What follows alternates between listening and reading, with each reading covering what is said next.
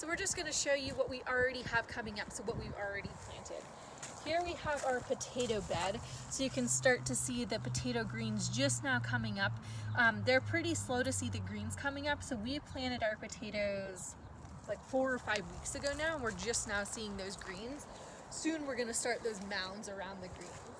Here we have our onion bulbs that we planted. So we did not start the onion from seed. We started them instead from the tiny onion bulbs that you're able to buy from like a nursery.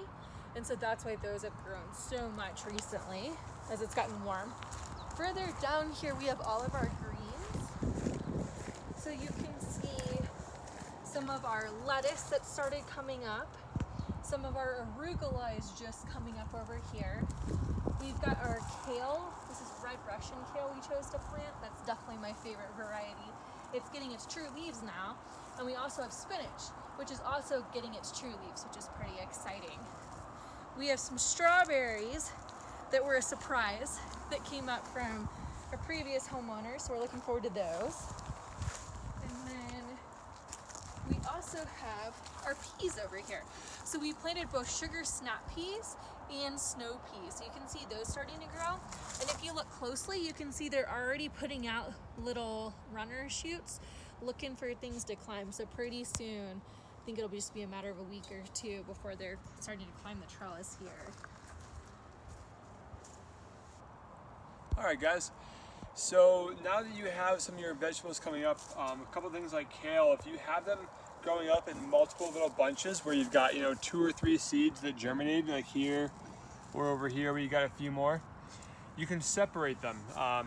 So you have to be very gentle with this, but the idea is that you want to get the whole little root section out. So I dug a hole down here. Now this guy I've been poking around, and so I'm going to slowly separate these two here. I'm going to leave this big healthy one because he looks good and I don't want to mess with him too much.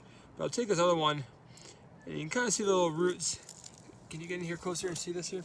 So you don't really want to pull them too much, but you start to feel them kind of let go. Dig a little more around if you have to. Get my finger under there. Okay, there we go. It should be loosened up. Let's come in. You can see all the roots. You want to keep them with it as much as you can. There we go. There goes the whole little root ball. So now I'm just going to put it in about the same depth. I'm going to fill back in around it with this nice moist soil. Oh, I just dug one up.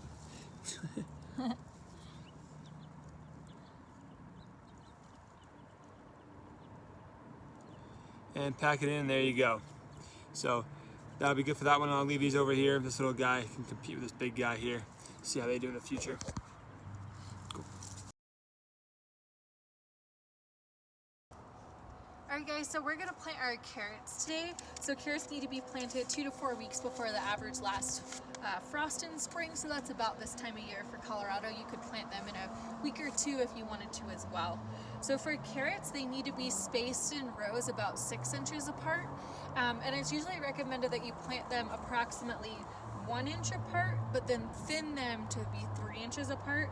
Thinning carrots can be difficult, and I also just try to do my best not to have to thin plants that you have to cut back versus being able to separate. So for the sake of this, I'm going to try doing them 3 inches apart and see how that works today.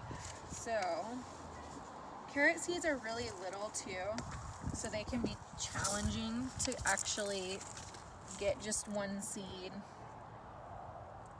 how you want to. There's different ways to do this, but I'm gonna do it with my hands.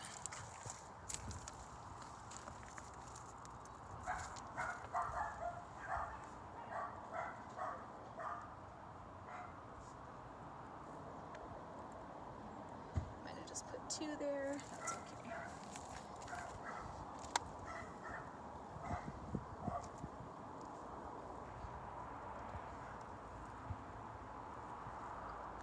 So there's 1 row of seeds there. So those just go about a 1/4 inch deep, not deep at all. So I'm just going to kind of lightly brush the soil back over them. And then I'm going to do the second row, and then I'm going to give those a nice watering as well. Okay, so we're going to plant our beets today. And with beets, they need to be planted about 1/2 inch deep. So we're just doing a row of beets right here, about 1/2 inch deep. And then same thing with carrots. Once you thin beets, you want to thin them to be about 3 inches apart. So I'm just going to go ahead and plant them approximately 3 inches apart so you can see the beet seeds. Those are pretty cool. So just do a guy here, here, and these are a little bit easier to do than the carrots because the seeds are significantly larger than the tiny carrot seeds.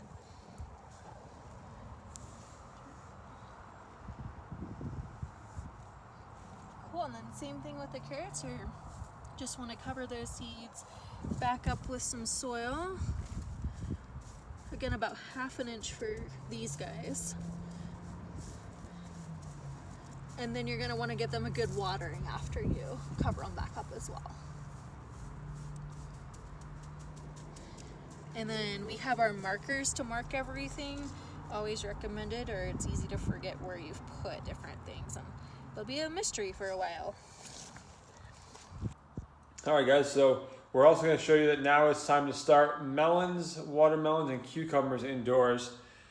So we got our little 4-inch pot set up for these. So when you take a look at the cantaloupe, recommended for short season areas, 2 to 4 weeks before transplanting is when you start them inside, and within 2 weeks of your average last frost date. So that's right about now. And you sow them into biodegradable pots so they can be directly planted into the ground. The roots are very sensitive to disturbance. Watermelons, very much along the same lines. So the same exact type of thing. We'll start them inside, and then cucumbers. Recommended to start either outside or inside. If you're starting them inside, 2 to 4 weeks before your average last frost date, so that's right now as well. Same thing, you sow them in the biodegradable pots since their roots are sensitive. So instead you can just, when you go to plant them later, you peel the paper away from the edges and plant the whole dirt mound right into the ground rather than disturbing the roots for transplanting. Alright guys, so for your melons, whether that's cantaloupe or another variety of melon, and then also your watermelons, you want to use these 3-inch pots that we have here. So here you can see our cantaloupe seeds. That's our first melon we're going to do. For those, they need to go about 1/4 inch deep, so we just have little holes we've poked in the soil there, and we're just going to put them 1/4 inch deep and then just gently cover those guys up. And then for the watermelon, same thing, but they're going 1/2 inch deep, so we have our watermelon seeds. Doing 2 just in case one of them doesn't germinate. Cover those up. And then lastly, we have our cucumbers. Cucumbers need to go in 4-inch pots because their roots are super sensitive to disturbance. So you want them to allow them to grow as much as possible before transplanting them. And then when you transplant them, you're not disturbing their roots by being able to rip the pot away. So here we have our cucumber seeds. I'm gonna put those guys in. And then of course they need some water. The soil is really dry right now, so probably gonna water it a few times there, but we'll let that soak in first. All right, guys, thanks for joining us on this week's gardening tips and tricks for your veggie garden. Episode 4 done. Enjoy.